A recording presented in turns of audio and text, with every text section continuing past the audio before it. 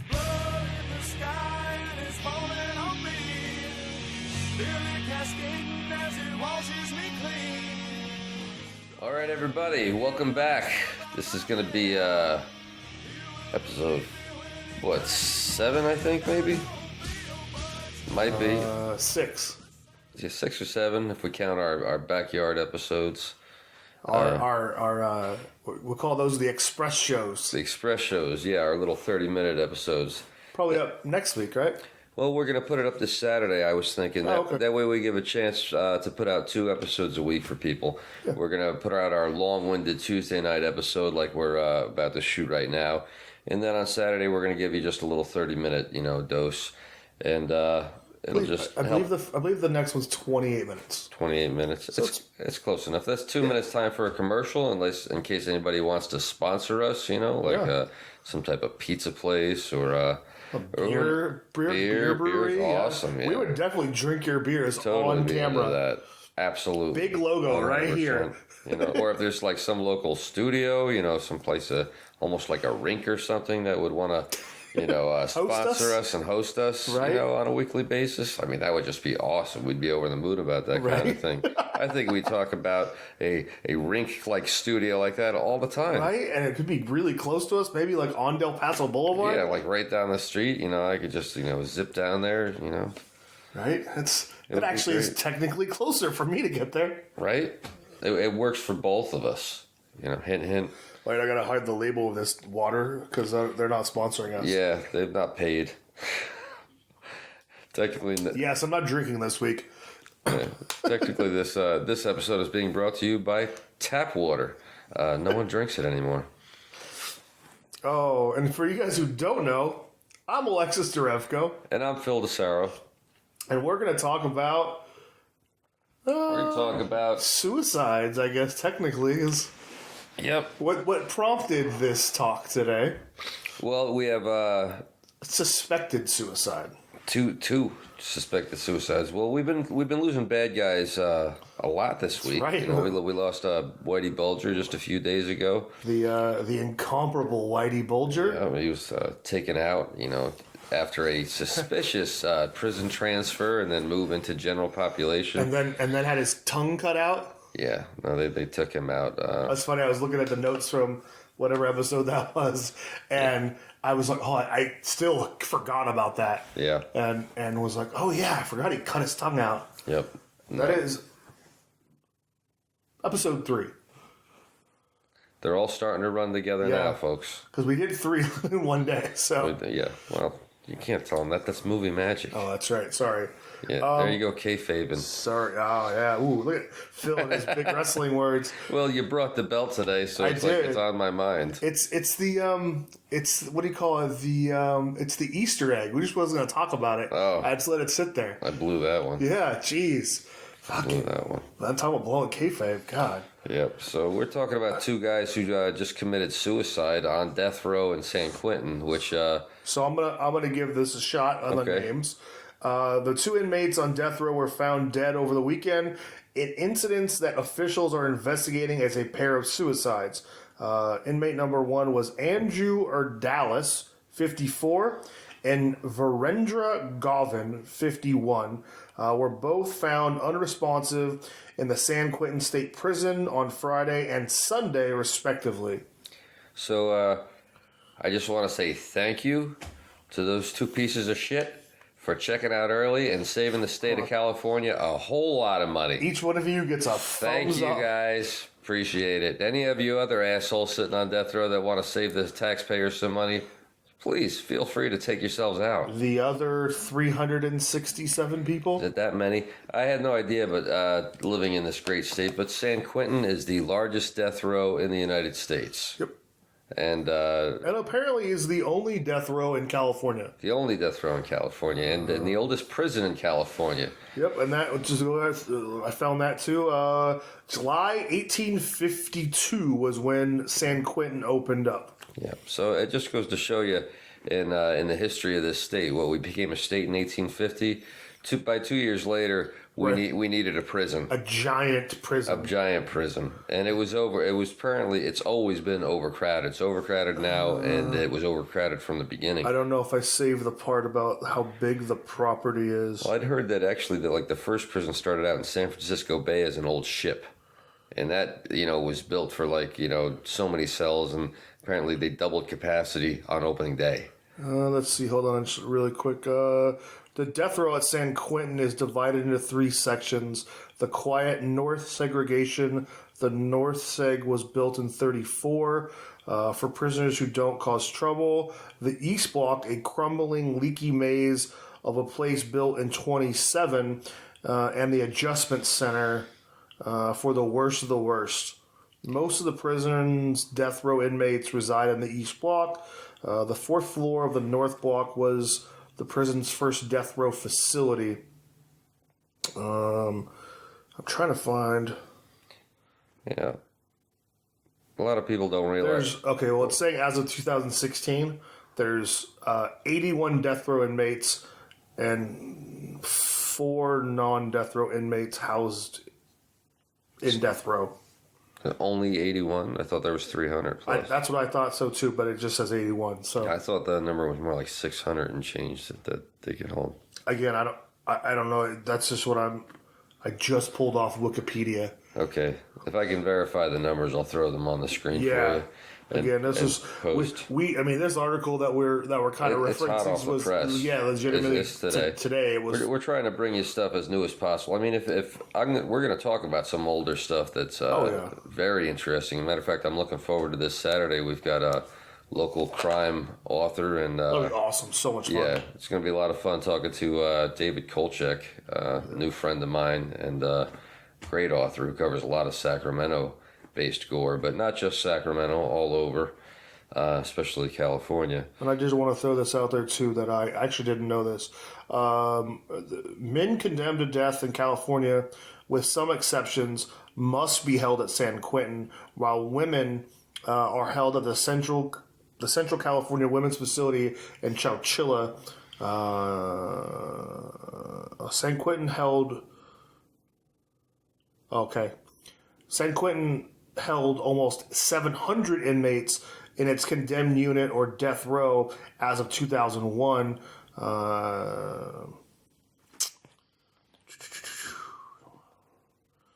It's called the most populous execution chamber in the United States. The states of Florida and Texas have fewer death row inmates, 397 and 451 respectively. Yeah. So there's almost 700 people. I think the 81 is the... I want to know the stats, though, as far as... Doesn't Texas has a much faster turnover rate, I thought. Well, I also think Texas executes people in, 5 years. That's what I mean. So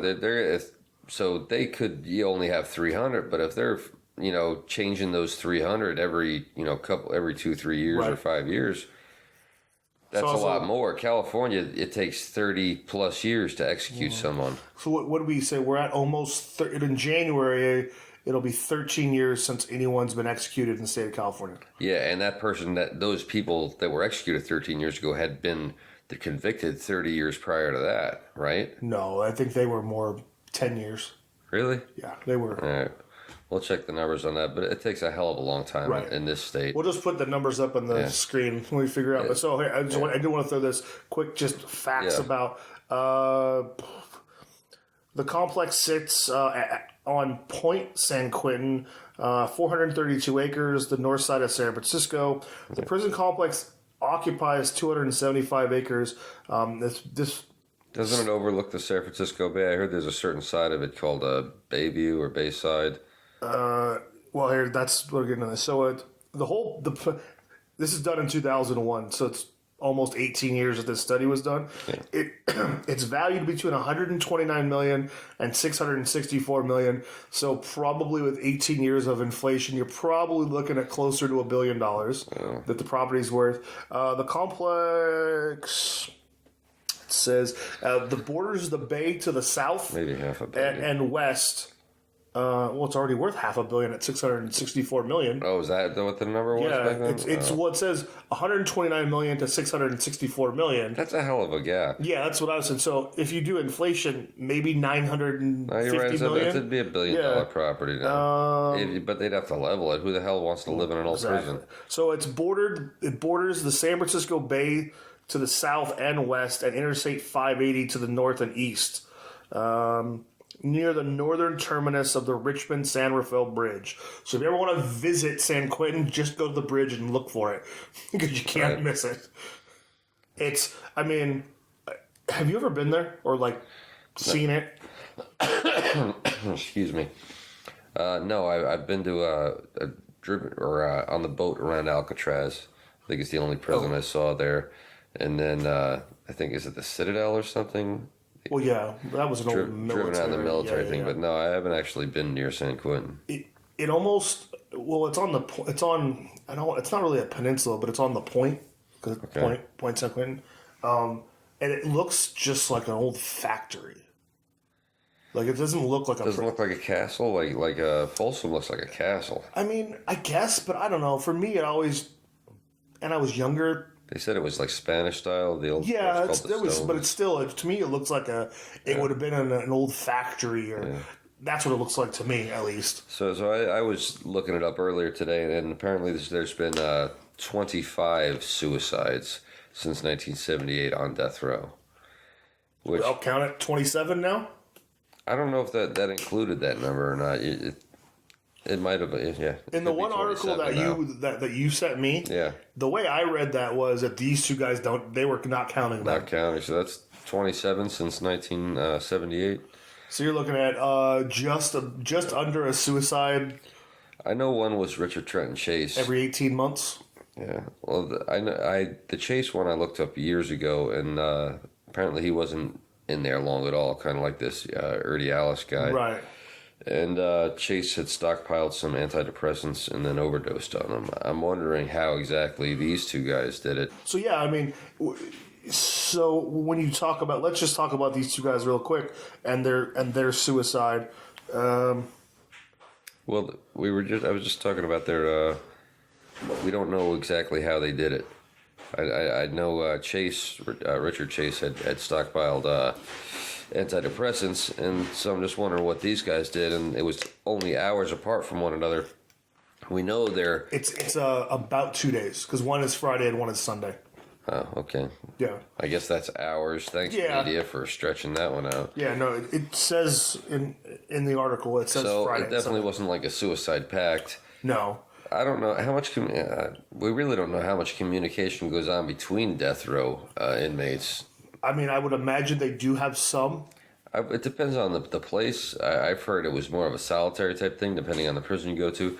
I do recall years ago watching something about one of the places in Texas where there was like a community on death row. These guys would have chow together, I guess, and when one was about to be executed, it was kind of a going away kind of thing. Yeah.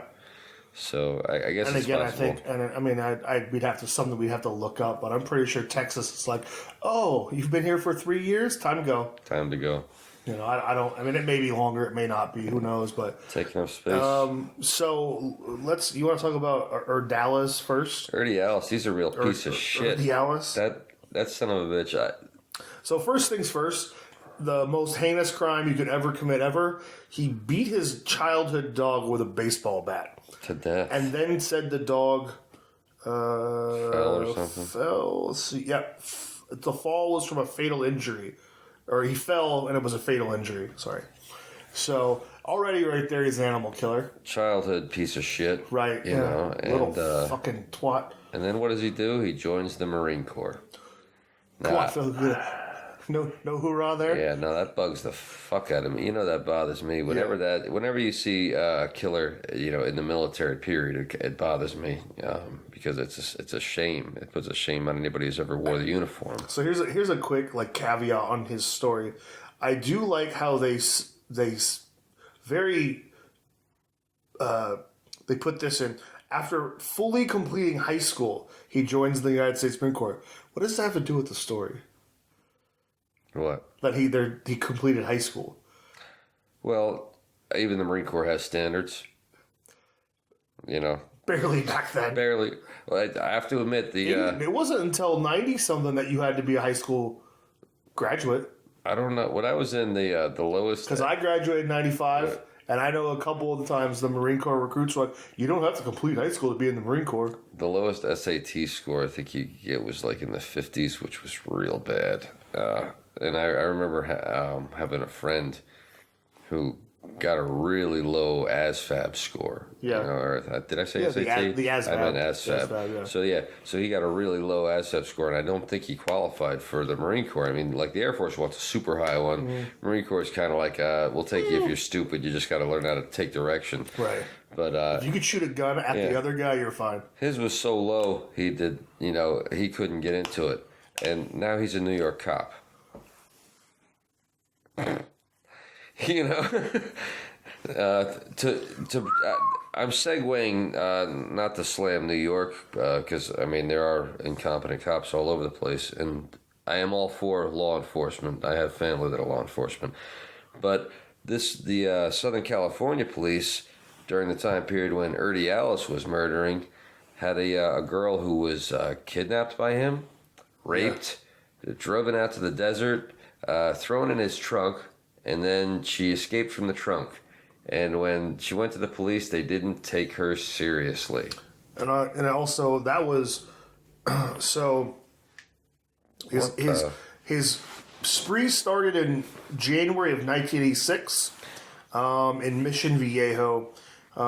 He stabbed 41 times a young lady named Robin Bradley. As a student, was that the college student? She was on the community college campus in Mission Viejo. So that's murder number one. And from there, he moves on to prostitutes, from what I read. A lot of prostitution. He goes 2 years without killing anyone, which, wow, congratulations, dude. Did he? You know, that's the question. Exactly. And then there's also, you know, was he in a relationship? Because I've heard, like, BTK, when he was in a relationship, he stopped killing for a number of years. And then he did kill a prostitute, a Julie McGee. He shot her with a .45 caliber. He just threw her in a ditch in Cathedral City, which I'm guessing that's around Mission Viejo somewhere. Yeah. Now, this guy wasn't even from California. He was from Illinois, right? Chicago, yeah. Yeah. Well, yeah, Illinois, yeah. Yeah, so, I mean, comes out here, finds paradise, and, you know, starts killing. So then he only goes 2 months. He goes 2 months. He then kills another prostitute named Mary Ann Wells, whose body was found by police in September of 1988 in an abandoned warehouse. And then he... in April of 89, he kills an 18-year-old girl named Tammy Irwin. What source are you reading this from? I stole this from the old Wikipedia. Is this Wikipedia? Yeah, so okay. Wikipedia. Good job. Thank you, Wikipedia. I hope everything I'm reading is correct. Yeah, if not, it's Wikipedia's fault. Right? Yeah, it's all Wikipedia's fault. So blame. Okay. So I mean. And I did some earlier reading on this guy because he was a former Marine, and that did aggravate the hell out of me. All right, so we're back after a minor technical difficulty. So we got... So you were saying about bringing up the point that he was a former Marine, and that bothers the shit out of me. Yeah. When it's any military, it does. I can't stand when that happens, especially during time of war, that they're in uniform. But, you know, this guy preyed on civilians here in his own country. And it's just, it's a shame. Anybody who wears a uniform, that kind of tarnishes it a little. And here's the sort of the ironic thing. He does all this stuff over that time period. And in 1991, he's honorably discharged.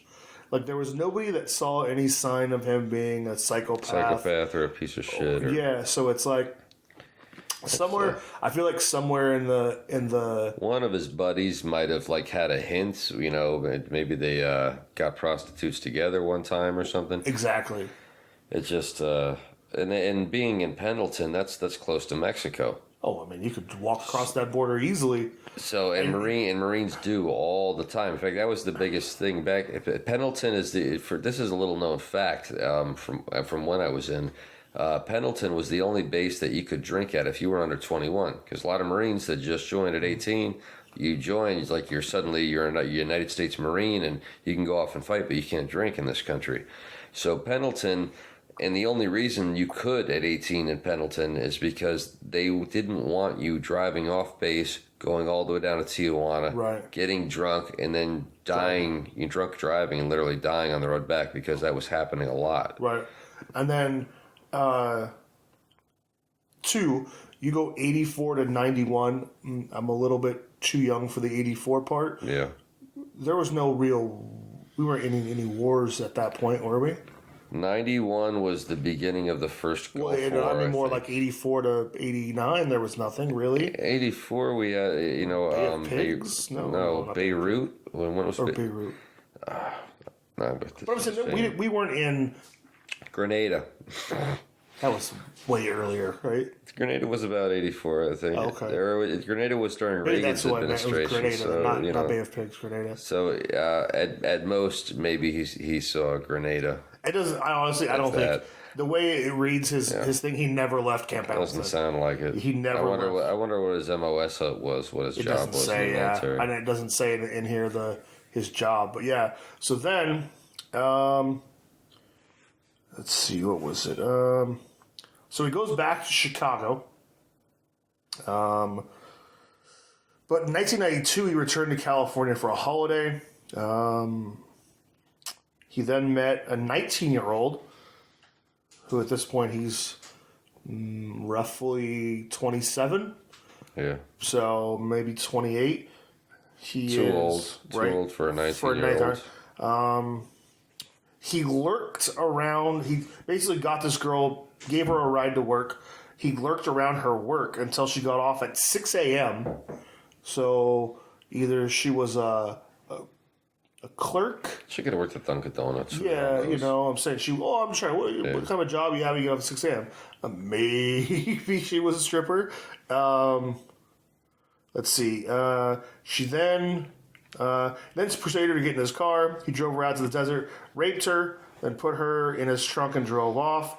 This is the one you're talking about. Yeah. She escaped. She escaped at an intersection, told the police about the incident, and they did not take her seriously. He then returned the car and flew back home to Chicago the same day. So this reeks of the Morris Solomon thing we were talking about when, Morris Solomon, right. To cut back, if people hadn't watched the episode on that, he was a serial killer here in Sacramento who essentially called the police on himself. Yeah. He reported the first body. He was the murderer, but the police wouldn't, they just couldn't get it through their head that he would have actually he would call the cops on himself. On himself. And I really don't mean to laugh. And he didn't call saying I killed him. He called saying, I found this body here. And they didn't put 2 and 2 together for a year. Yeah. And meanwhile, women were still being 7 murdered. more. So 6 more women, yeah. Yeah, that just goes to show you. And that I think that was sort of and again, I'm completely assuming. Yeah. That she was maybe a dancer, exotic dancer. Is that why the police and that's why they didn't take her seriously? Because talk about a Me Too poster child, right? Here. That's this woman was raped and almost murdered by a serial killer, and the police didn't take her seriously. Right. This she needs to be on the Me Too poster. Yeah. Just absolutely absurd. So anyway, this monster has done the world a favor and the state of California a favor by taking himself out. He did do it quick though, like you were saying. It was only October 5th that he was sentenced. Yeah, so he was there. So you're talking less than a month, 28 days. Yeah, he killed himself in 28 days. Yeah. Okay, there's not a bunch of money being spent on you. Mm-hmm. To be honest, they probably spent more money prepping him for just being on death row. Yeah. Than Yeah, it makes you wonder. So, and then and we could talk about it because this guy did a lot. Back in Illinois, He had a nickname down there, didn't he? Coachella Valley Killer or something like that, or if he did, it doesn't say in the article or what I found. Let's see. yeah, he was. So then he goes back to Illinois. Basically, thinks he can get away with any kind of murder. Yeah. He's also a security guard at a mall. Oh yeah. And so he's like this trusted member of He's wearing a uniform. the mall community, I guess. And they're saying this right in the art, that That's the shit that bothers me about the uniform. It's such a betrayal he of trust. these words right here. He enjoyed great trust among customers and family. And meanwhile, he's a monster. So in 1996, he went into Indiana and killed a young lady named Laura Yulaki.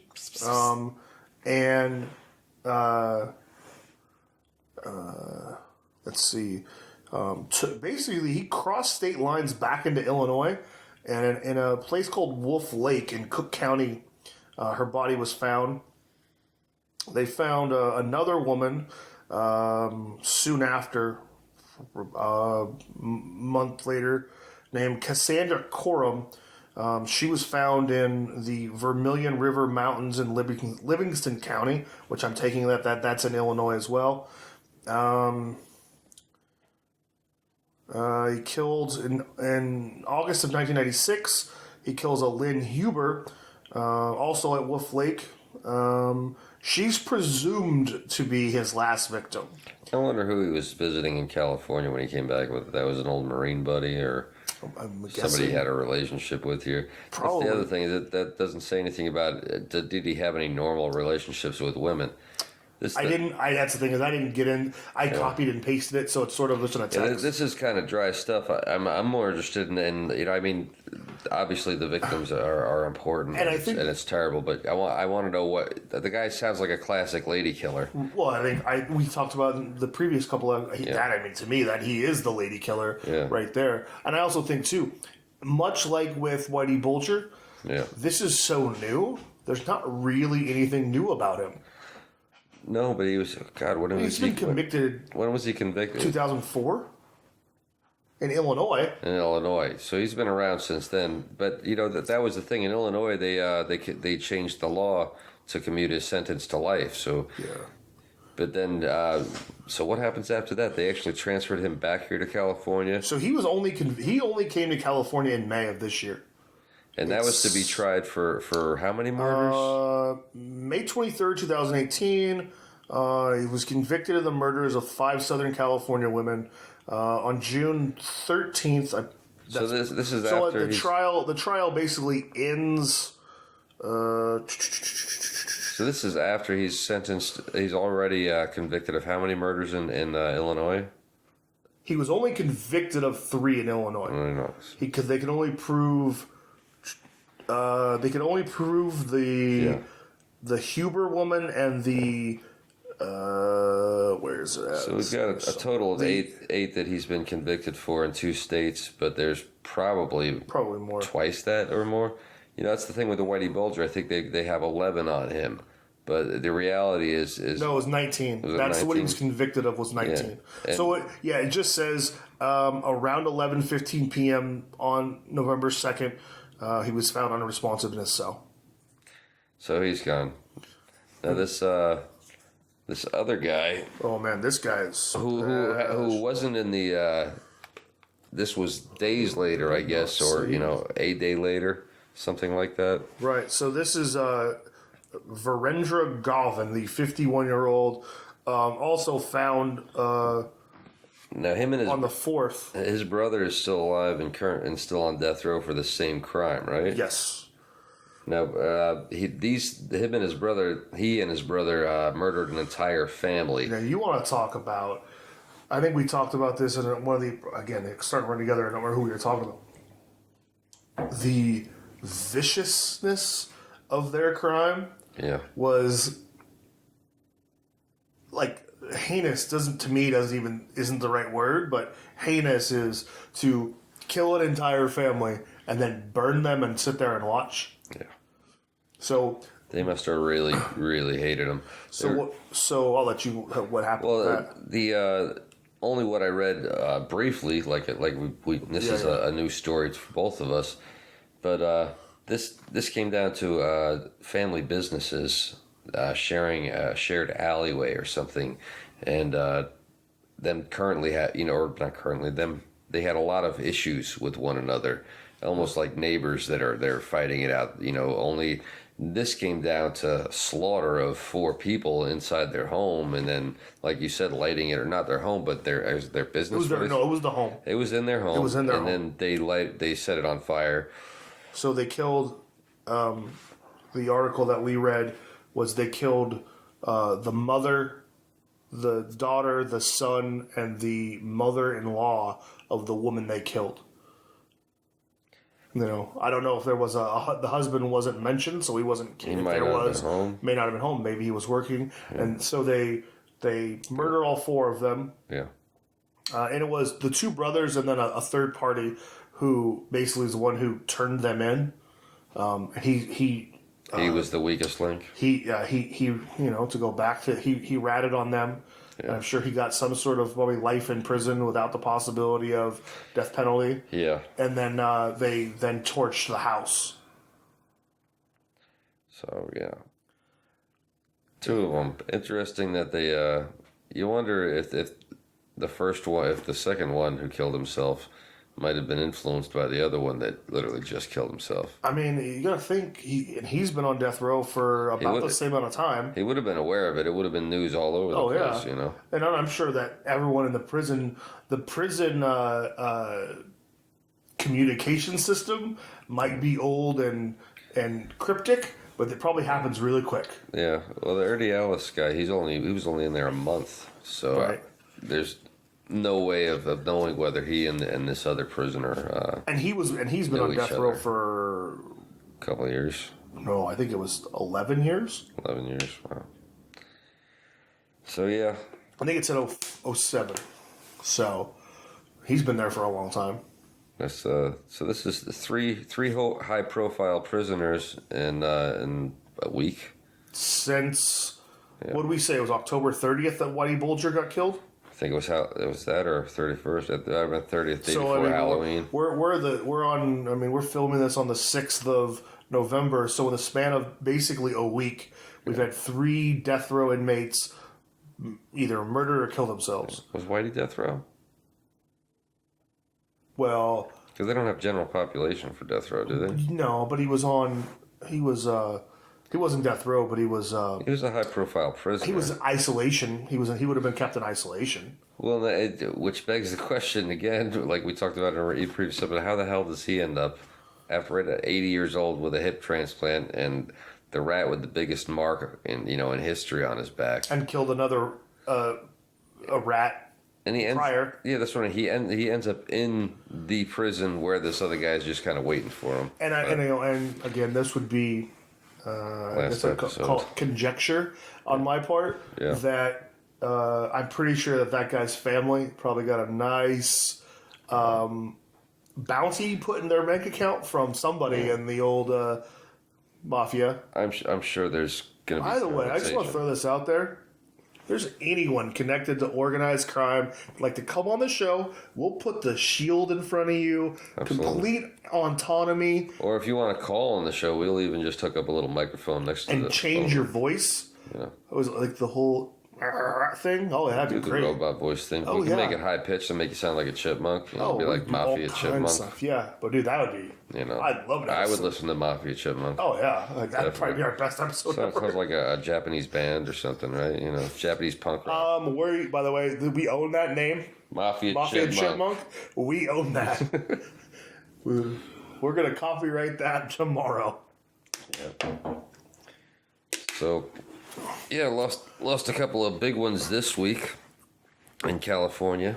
Or actually, where was Bulger killed? He wasn't in California, was he? I think I said Philadelphia or Pennsylvania. It was actually West Virginia. West Virginia. Yeah. What the hell was he doing in West Virginia? Well, I mean, it's still Again, you know what? That's the only jobs of the state is the prison. Here's the thing. Why was he moved in the first place? It just... We know why he was moved, Phil. Yeah, but I mean, like I don't know if he actually committed any. I don't know if he committed a crime in West Virginia.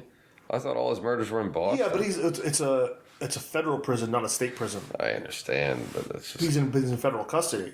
I guess that's just the way it is. Different thing, because They send you wherever they want to. Because isn't there still a federal prison in Atwater? That's a good question.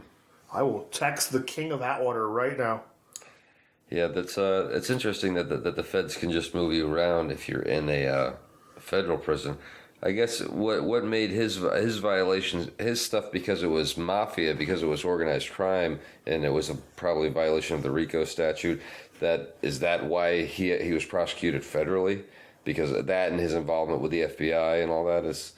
Because otherwise, it's like, why wouldn't his murders be considered? Well, the RICO Act is federal. Yeah, well, that's what I'm saying. Is it because they were organized crime murders and not just some crazy serial killer from Boston, or Southie? I don't want to sound dumb, but I kind of just, look, I'm speaking out of my ass. I have to look this one up. Why the hell was Whitey Bulger in a? But I would say that it would be because he was being investigated by the FBI. Yeah. So it would be a federal case. It was all organized crime. Yeah, and I think that whole organized crime thing is all federally prosecuted. You never hear about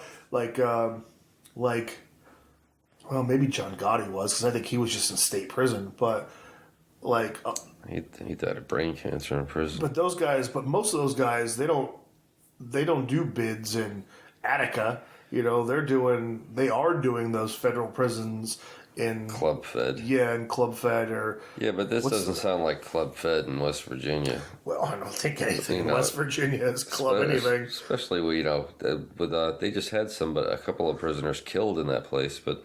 Yeah, that was the other thing too, is that Bulger's murder was the third this year. Yeah. So, and I want to say it was the third in 6 months. Yeah. So, hold on, I'm still texting Mr. Butabi. Which goes to another question. It's like we realize that prisons are understaffed, but supervision. How much supervision should be in a prison? Should it be like in the future where they have a camera in every cell and it's one person per cell, and if they catch you masturbating, they shock you or shoot you? What was that movie I think I saw years ago? With Ray Liotta, where he's on some type of future prison island thing. But, I think that might have been in Race Down Years. It was a B movie for sure, but have you seen Ray Liotta's I don't smoke cigarette commercials anymore? Yeah, I saw that. The funny thing was the first time I saw it, I might have had a few drinks in me, and I was like, "Oh, that guy looks like fucking Ray Liotta." And then somebody goes, "That is Ray Liotta, asshole." Yeah, time is a bitch. Oh, let's see. There is still a federal prison in Atwater, California, of all things. Credit goes to Johnny Butabi, a.k.a. John Martin of Atwater, California, for the information. So I wonder if, out of those 25 suicides, who else was on there? We should have looked that up ahead of time for this. We still could. I have internet. Hold on. Who are the 25 other suicides at San Quentin? What's funny is I bet you the second we read it, we're gonna be like, "Oh God, I forgot he was there." Well, the other question is who else is on death row in California right now? Because I know some of the older famous ones probably had their sentences commuted. I think Edmund Kemper. Kemper's still alive, I believe, isn't he? I believe, yeah, but I believe he probably had his sentence commuted to life, because if it was a life sentence. See, it's funny, you just type in San Quentin suicide and it's just these two guys' stories. Yeah, all over the place right now. What I meant to say with Kemper is that same thing that happened with Manson, where he was sentenced to death originally, but then they outlawed the death penalty in the early 70s in California. And so everybody who was on death row automatically had their sentence. Kind of like Illinois did with that other guy. Yeah, I have an acquaintance. So I'm going to say we're friendly with each other, but she's more of an acquaintance. She's obsessed with Kemper. We should talk to her about coming on. Absolutely. He's chilling. I've listened to his interviews, and he's chilling. He's very matter of fact, and then the way he speaks about his mother. Oh my God. Yeah, he's pro wrestler size. I mean, what do you call it? He's big man. So he's like 6'8". Oh, he was a big guy. Have you ever seen pictures of him? Like, yeah. have you ever seen they have the two handcuff thing for him? Yeah. Like, it's like they have two sets because his hands he's too big of a guy. Yeah, they couldn't even put his arms together because they don't go that way. Yeah. Well, and he wanted to be a cop. Yeah. But he couldn't be a cop because he had actually murdered his grandparents at like 14 and had been rehabilitated and released back to his mother. And after that, he liked to hang out at the local bar where all the cops hung out, which is kind of interesting because what do we have? The Golden State Killer, who was a former cop. And then we have Ernie Alice, who was a Marine and then a security guard. Close enough. And see, trying to find a list of any suicides in San Quentin just keeps popping up with these guys. I also heard it was an African American serial rapist and I think murderer cop. So this is another one for we got to put this together for another thing. But how many serial killers out there have been either police or ex-military? That sounds like a whole setup for a whole other episode. I think so. By the way, that's Johnny Cash, the cat. He's hanging out, watching. Just making sure everything's all right. He's a conspiracy cat, capital cat. Yeah, see, it just comes up with now celebrity suicides, and it's oh god, yeah. One of those things we could fill that in with the old blurbs we have going on in here. Absolutely. So, can we talk about the guy? Because I thought it was a kind of a funny story. Was not funny yet, but curious. Just the Tennessee death row inmate. Oh, Pigfoot. Yeah, Edmund Zagorski. What do you? The hell is it now? He's on death row in what state? He's in death row in Tennessee. Tennessee. And he's been there since 1984. So the reflex is. You're talking about 34 years he's been there. And he's wow. So he was 29 when he went to prison because he's 63 now. 83. I'm trying to think. Was it like fifth grade maybe then? 84. I mean, when he was convicted, I was still 7. So I turned 8 later that year. Wow. Can you imagine what his haircut must be still? He's bald. Oh. Yeah.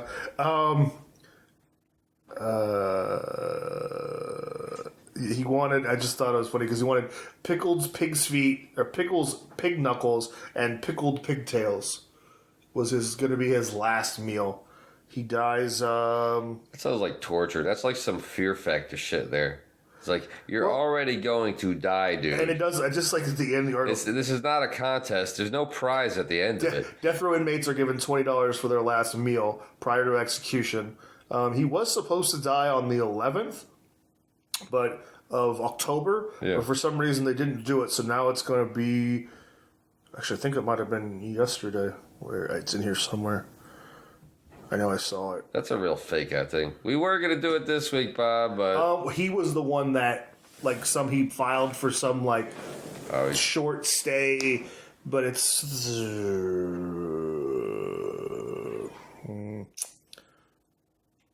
Yeah, again, it doesn't say what day it is, but it's coming. It just says soon, I think. Anyways, and then Tennessee also...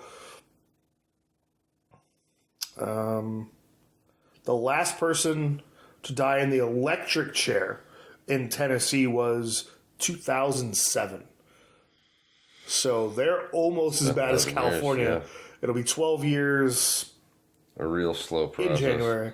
And I don't personally understand that. I'd go right into a whole nother subject right here, but I understand it takes a long time because of legal bullshit. I don't understand that in one sense is that I consider myself a liberal. I vote Democrat, but I was also a Marine.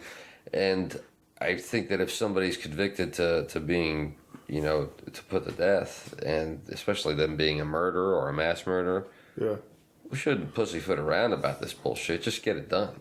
I think for me, I agree, as long as we definitely know.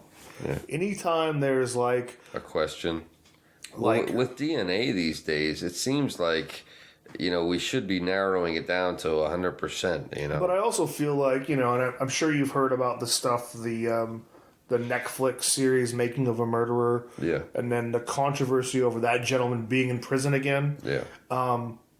That's a good point, and we should do a whole nother episode on the Making of a Murderer. But just for the record, I think the guy's guilty.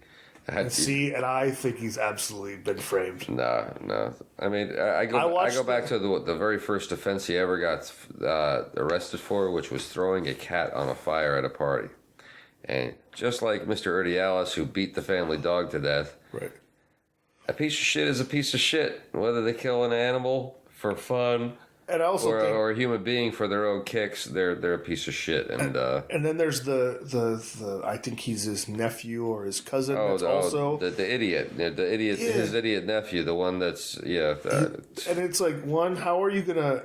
And they show It reminds me of Tom Segura was talking. It's like, how do you have someone who is, I'm gonna go with special, and they coerced the shit out of him in that question. 18, and then it was like one of those things. Just say this, and we'll let you go home and play video games. And here's the stupid thing about that was the fact that the police videotaped, right? Them basically being that coercive, which was absurd. And him, was he a minor?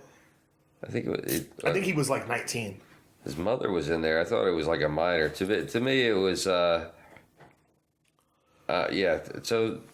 that part was wrong. But on the other hand, I'm not going to say the police planted evidence. The guy's blood was found on the vehicle. The vehicle was found on his property. That was the last place that she was in. So was it the police murdered her just to frame it on him? Or there's some other serial killer hanging around his little fucking, junkyard?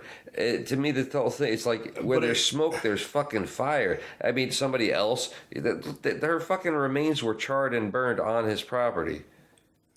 Where there's smoke, there's fire, man. I mean, I'm sorry. That's the problem with some of these fucking retarded liberal types. And I consider myself liberal, but not a retarded liberal.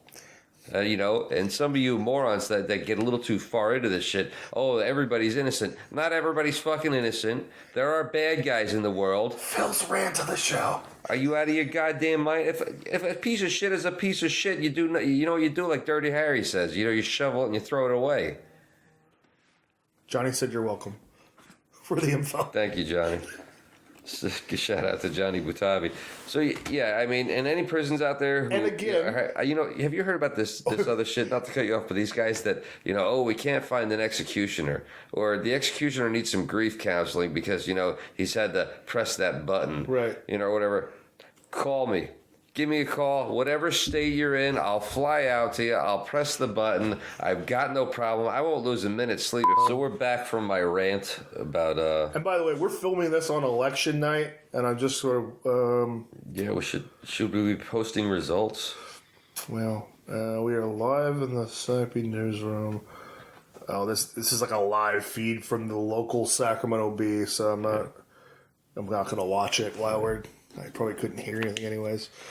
So we made probably a little skip in the thing there. That was another technical difficulty. So we'll just to go back to Phil's rant. Yeah. Again, I think the whole making murder thing, I think would be a good subject. Yeah. Because we have varying opinions on the subject, but I think we probably have a similar... I've been, there was another one. There's this guy who was a police officer, sheriff, deputy, some bullshit like that in Florida, and talk about another cop, right? Who's right. And this was, I believe, in the 60s, maybe 70s, and he was the last person seen with this little girl. Ended up he raped her, murdered her, got disposed of the body, and he was convicted of it and on death row. Some ex-police officer came across this case and looked into it and found that he was innocent. Or thought that he was innocent, right? No, and he exhausted all these ends, and and really was like right there, about to, it's really push for this guy to get released, and then he basically found the smoking gun kind of thing. Oh, really?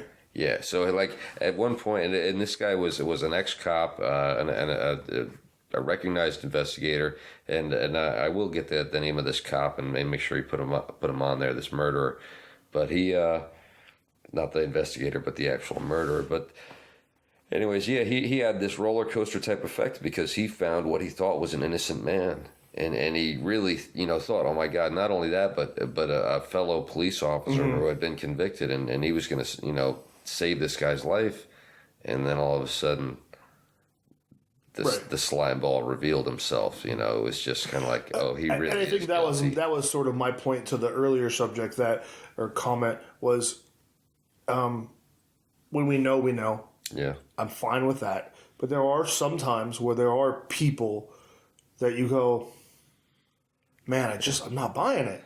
If there's that much of a question, then yeah, okay, life without parole, or whatever you want to work out, keep it going in trials for years. We're not going to be Russia, and we're not going to take you into the pit of blood and later just put a bullet in the back of your head. I'm not saying I don't like Chikatilo, it. I'm just saying you're never going to get the United States to do that. Country. Well, I don't know if certain people stay in office. Right.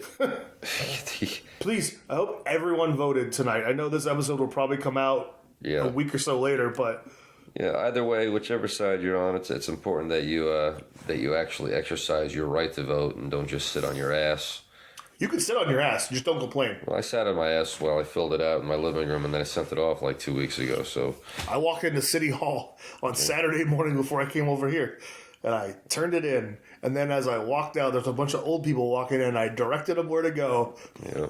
And I mean old, like... This was the first time I've ever voted by mail because I'm so paranoid. I always think that, now I'm back in my head, I'm thinking like they lost my ballot. But, and I like going to the polls. I like getting the little I voted sticker. Conspiracies, but I still got my sticker. Did you? The lady that I put it in the... but you went down there. I threw mine in the mailbox. Okay. So I didn't get a sticker this year.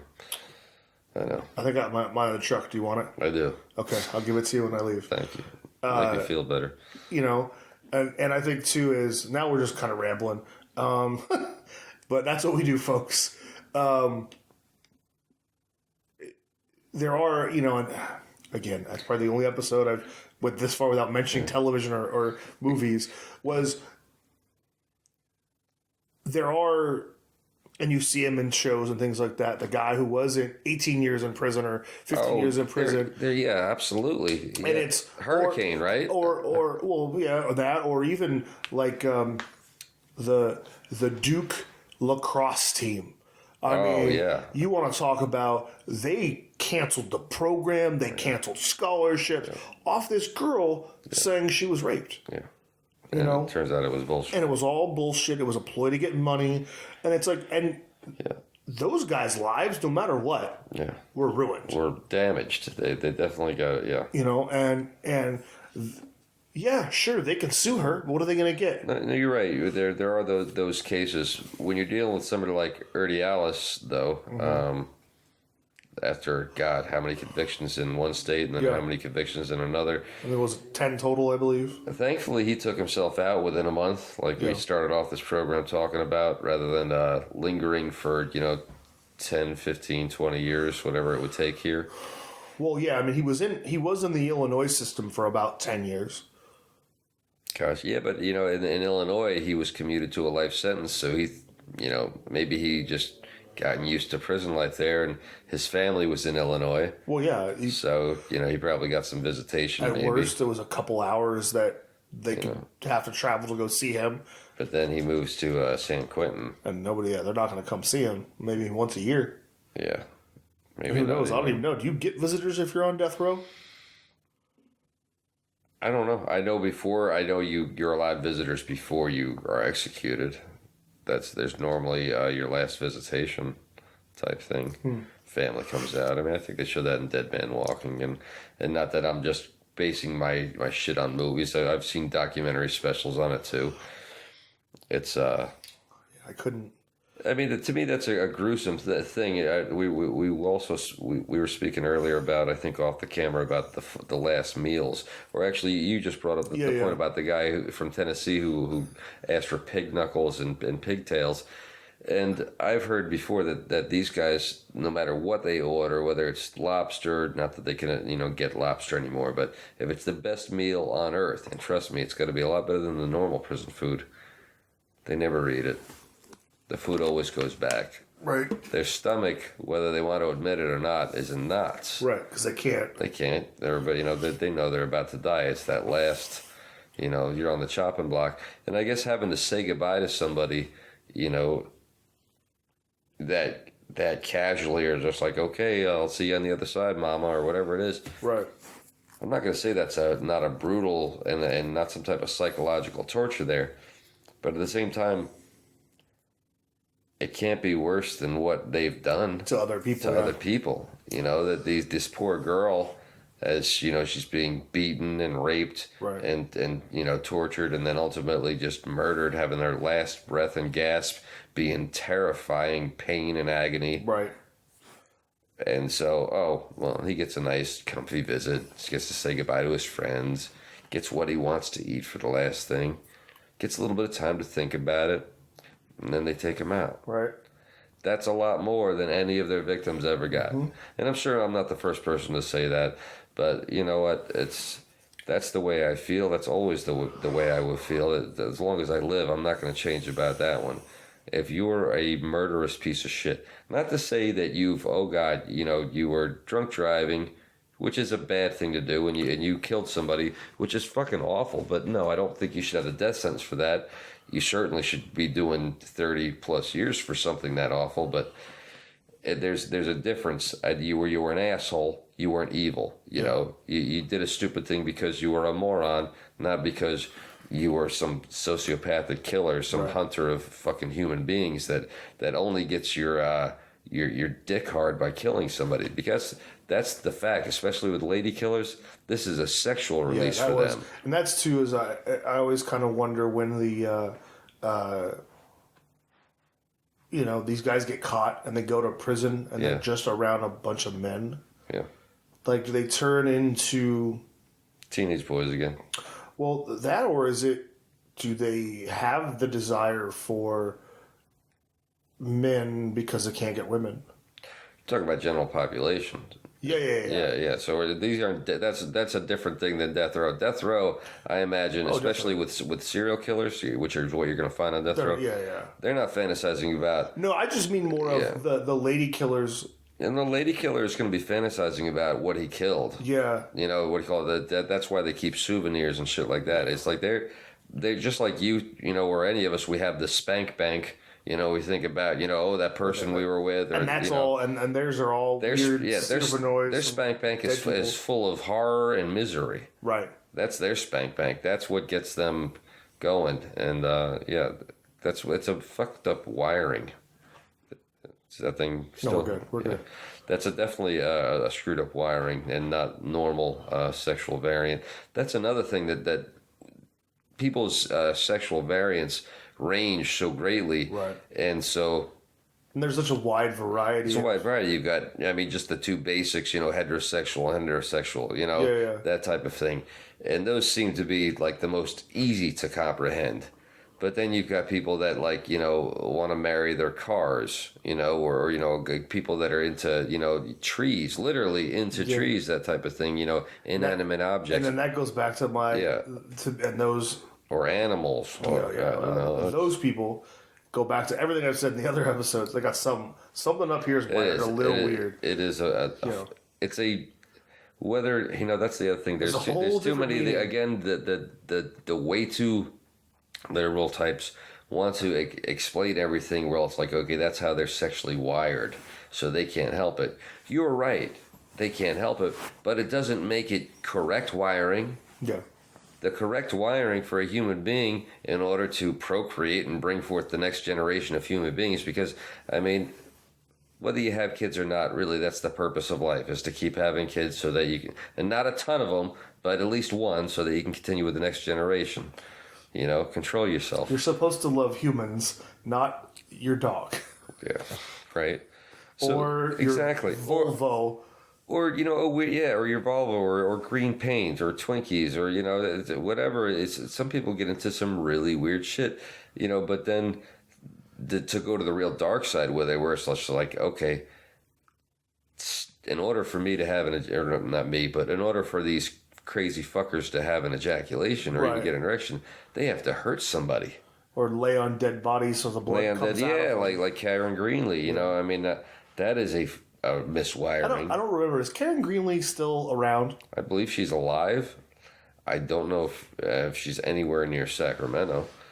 If you don't know what we're talking about, folks, go to episode 1. Episode 1. Karen Greenlee, local Sacramento.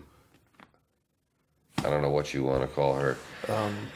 Anyways, she was a necrophiliac, and like we said, refer to episode 1, or better yet, pick up a copy of Sacramento City of Blood and read it. On Amazon.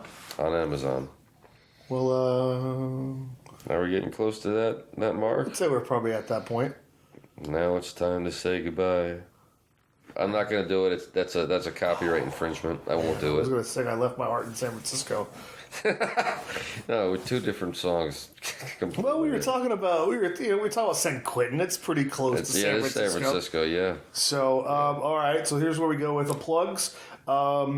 City of Bloods on Facebook. Give us the old thumbs up. The City Blood on Twitter, and hopefully soon on Instagram, because I forgot to do it. And we've got the new website, citiesofblood.com, you can check out, as well as give us a like, and please subscribe on the YouTube page. And make sure you hit the bell next to subscribe as well. Yeah, and your friend's show, Peter, what is this on? We'll be on the Not Normal Network, I believe, tomorrow. Well, okay, so we'll be on the Not Normal Network here very soon. Give a shout out to the Not Normal Network, and anybody watching us on the Not Normal Network, if you like us, look us up on YouTube, and please subscribe. Yeah, and I'm Alexis Terevko.